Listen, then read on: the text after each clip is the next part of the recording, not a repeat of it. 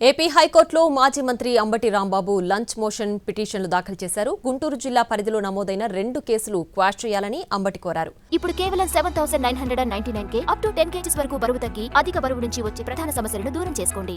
మధ్యాహ్నం 2:15 AP high court విచారణ చేయనుంది. నగరంపాలెం పోలీస్ స్టేషన్ పరిధిలో నమోదైన కేసు క్వాష్ చేయాలని అంబటి పిటిషన్ వేశారు.